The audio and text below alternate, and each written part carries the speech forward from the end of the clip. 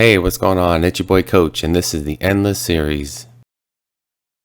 Hey, what's going on? It's your boy Coach, and we are nearing the end of this series. And if you haven't noticed, dressed up, maybe this gives me a little more credibility, expertise. Nah, it doesn't at all. What I will say about this, it's one of the very few shirts that fit anymore. The Apocalypse Diet. Man, I can't wait to get back into my older clothes. Just got to get back on track now. It's kind of crazy right now because I'm filming 3 different series. They're all kind of coming together. So it's a lot of work on my end, but I'm hoping that it's beneficial for everyone out there. Anyone who's trying to make change, there's a number of different approaches I have. It really just depends on your goals and which way you're trying to go. Let's get out of this thing. Feel like myself again. That's a lot better, more comfortable.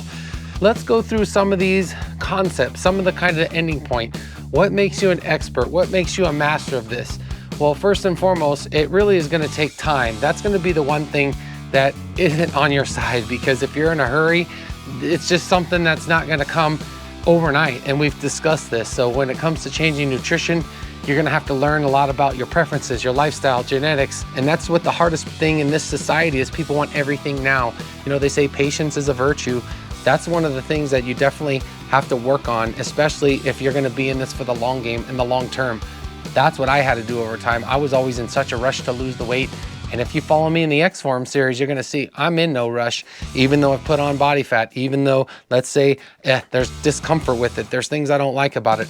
I did this for a purpose, and it's for a reason. It's to do the X-Form series. And actually, X-Form is gonna apply on a bigger, say, scale than, we'll get to that at the end. But what you'll notice first about this week, or especially as you get deeper into, say, a program or whatever, you figure out what works for you, it had something to do with a starting point, right? Which was the goal.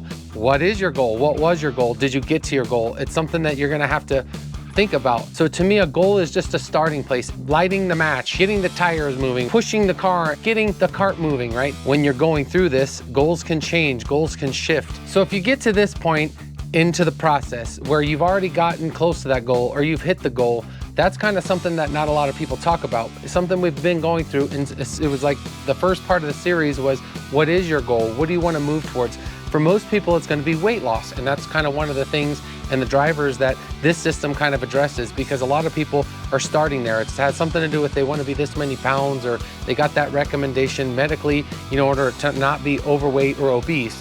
That's usually kind of why we start here, and food is like kind of our basic need, right? And that's something we're going to talk about here in a little bit, is our needs. Now, there's a lot of people that, you know, they get to a certain point and they're very happy and they've reached the goal, and that's where they've gotten exactly where they want to be, and that's fantastic. I am a huge advocate of encouraging those that get to those places. And there's some people, it's actually pretty rare if we get to our goal the first time or set some big goal and actually hit it, because really over time what we'll notice is that sometimes the goal changes. It really is just going to depend on your environment, on, say, others around you, your relationships. There's a lot of things that, you know, calculate into this, and it's why I can't say anything specific in this process. So it's something that you're going to have to figure out. And what kind of goal did you set? That's actually going to be the first thing. Is if it's something that's too aggressive, you may have had to go into a different direction. And if it was too easy, you didn't find any satisfaction from it, or realize you could go a little bit further. And so that's one of the first things about goals, is we kind of don't know, but they're just a starting point, and that's what's most important. It's a helper to get you motivated or to start moving towards something. And that's why I really like setting goals, and it's why almost every program or any trainer or anything you go out in this industry, they're gonna say, what is your goal? And it's usually has something to do with maybe body composition or weight, or you wanna change your diet, or you wanna feel healthy or whatever. One of the most important things, and this is something you're gonna understand when I go through X-Form, is that it's a constant process of assessment. As you go through each week, you have to think, okay, I'm getting towards this goal. Okay, I get to the goal, but can I sustain it? Because what a lot of people do is all right, I want to lose 20 pounds. And they'll lose 20 pounds. And then when it ends up happening, well, it was done, say, over a month and a half, they gain the weight back. I'm sure you've heard these stories, or it's been you. I know it's been me a number of times, just because I went so fast. My body at some point rebounds, and we've talked about this in other episodes. In fact, the Apocalypse Diet is something that my body is fighting. Putting on fat so fast, I got resistance the entire time. As this comes to a close, thank God it's almost over, because It's one of those things where, you know, I've had so many different health issues and things come up, and the red flags from my body saying, stop, we have enough energy. You don't need to add more energy. So I'm not hungry. Therefore, I was force feeding, you know, high calories and calorie dense foods and feeling like garbage. And it's just at some point, you know, my mind was like, eat something, you know, nutrient dense. You need to work out. You need to burn this off. And I'm mentally battling that the whole time. So it's one of those things where, you know, you got to make sure that to listen to those inner voices that are trying to help you and put you in a better place. And if your goal is out there, say, to be healthier, that voice is going to help you through. When you get to phase 3, you'll know it because it's something that is easy. It's second nature. It's like knowing the back of your hand, they say, right? Whatever that means. It's part of this system, but really this is where the mastery comes in, or the expertise, or being that guru at this. Nutrition is something I would say I'm pretty dang good at, and it's just because I've worked so hard at it. I continually work hard at it. It's something within my control, and I wouldn't say it's a gift. I think it's just something I just have more of a passion to say, you know what, this is something that actually can make the biggest difference when losing weight. Are you able to say train hard and, you know, build muscle and have control of your physique and your body composition and your health? This is really just getting that I can go which way I want to. And not only that, but having enough information and experience and knowledge and patience to work with others and help them. These are some terms I kind of came up with, and you've probably heard me saying them maybe throughout, you know, this 6 months, and you'll probably hear them in the T-Form series, I'm pretty sure, just because it's something that I've kind of adapted to and something I've kind of noticed or maybe put together as in my philosophy because they're important. A baseline is a set of habits and patterns that are going to say get you to a goal or keep you at a goal, which you could call as like your default. So in my world, like I have a certain amount of calories, a certain macros that my body likes to say be at maintenance. And if I want to lose weight, I have say another set that I can do. And those are just baselines. They're what I use to say, get me towards whatever goal I'm chasing. What I define as calibration is that we're all different, and you can run macro calculators out there and it'll give you certain figures, but what you're gonna find is that your actual preferences and what works best for you isn't gonna be done with a calculator. It's gonna be done through trial and error. And that's actually how I found my sweet spot of say macros for when I'm like trying to say get certain, say more aggressive goals to be more lean or get more power performance in the gym. I have and it's not that my body is tweaked to it, it's just how it responds. How do I change it? Well, to me, I'm gonna probably drop 200 to 300 calories from maintenance per day on average, because remember I'm on a week, and lose it a little bit slower. But that's when I'm say leaner.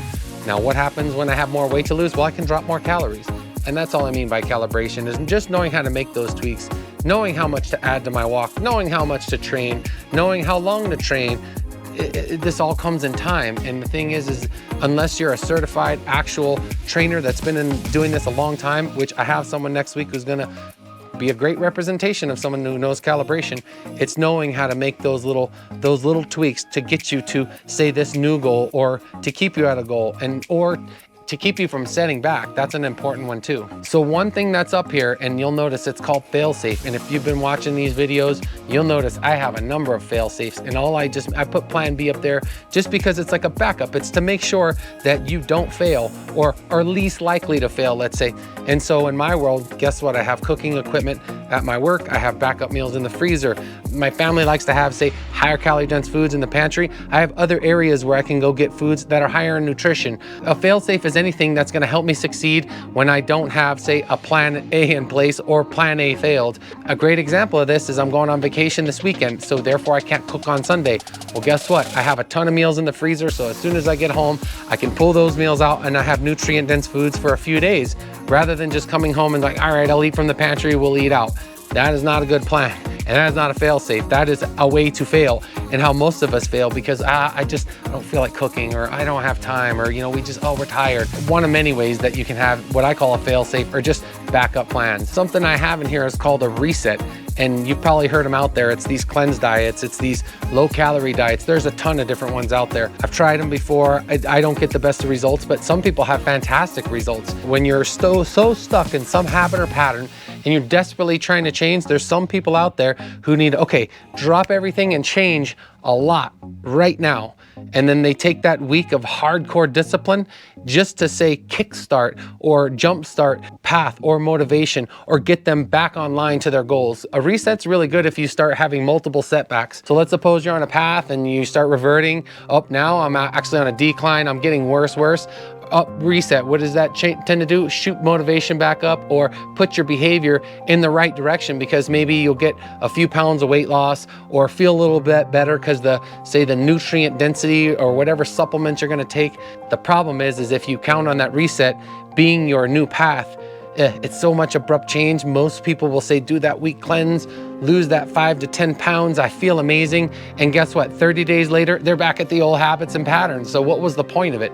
And that's kind of my critique of it, is that unless it's gonna get you restarted and get you on that slow path back to where you were or going, then I think it's effective. But if it doesn't work, then you'll know it because it was too hard, and it's just something to try if you can. So that's really what this is all about, is how to change habits, how to fix things, how to change behavior, how to change how you think about things, how do you believe things. You know, how we see ourselves in the world is kind of important, and that's the psychology, and that's gonna come into, say, more of the T-form and the X-form series. This was really just to get you started, just to see some of the things that are needed, let's say, in starting a weight loss approach, which I believe starts with nutrition.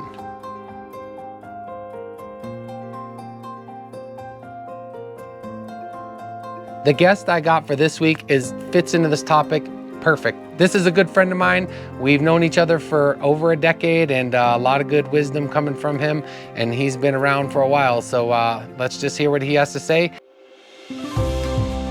When I was younger, I was always into sports, so obviously you're doing a little bit, but the thing that really got me motivated to go to the gym for the first time was when I joined the Air Force. Basically 19 years old, I was delayed enlistment, 3-4 months. So I said, well, I better get in shape for basic training, and gained 20 pounds in 3 months. All hard muscle, got in great shape, went to basic training. I actually lost 3 pounds and gained fat at the basic training because it wasn't the same workout I was getting at the gym.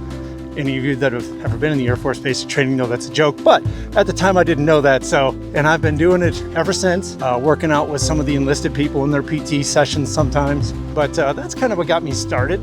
Bottom line is I'm still going to the gym 5 days a week. I gained 10 pounds the week after I retired, lost 5 the next week, and have maintained that extra 5 pounds ever since. So every year I always say, I'm gonna lose that 5 pounds, but I love to eat. So unfortunately, going to the gym and working out and hanging out with all the guys and doing their PT programs, that keeps me in shape, but it doesn't help me lose weight. And I'm finding as you get older, it's not as easy to lose that weight. What it really comes down to is trying to attain the goal. It's always good to have a goal. It's always good that there's a certain day I look at this scale and I hit a certain number and I said, oh, I am losing a pound today, and I will. But it is something that I always kind of put there at the New Year's resolution. I have yet to reach that goal in 10 years. It's a goal, it's not a mission. I'm not losing sleep over that 5 pounds. It's not something that I feel like if I don't get rid of that 5 pounds, I'm a failure. I always want to be in shape. I have found that historically, if I go on vacation for a couple weeks, I still try to walk. I still try to do sit-ups or push-ups and stretches.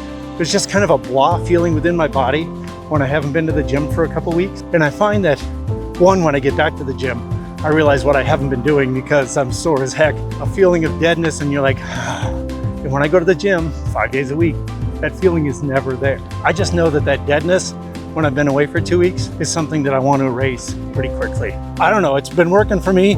I feel like I'm in about as good a shape as anyone my age. 57 years old, and I've been doing this stuff for about 40 years. And I can still hang around with these young guys, so.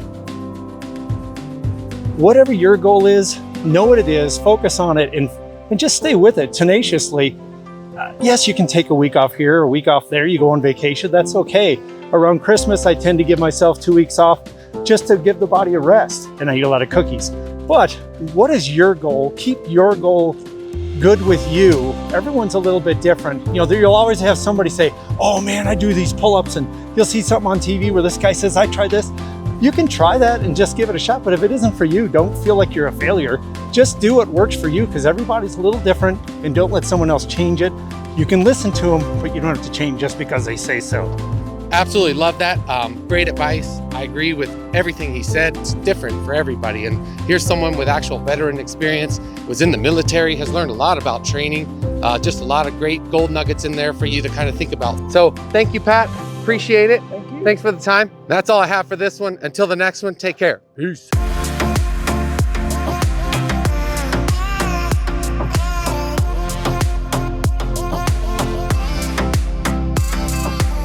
We are going through towards doing the PowerPoints has been fun and whatnot, but at the same time, horrible. Okay, for each of these slides, you'll kind of notice some basic things. We'll talk them up. I am failing today. All right, what's kind of funny about this, damn, I can't, my words are horrible today. Okay, be our actual, a goal isn't something,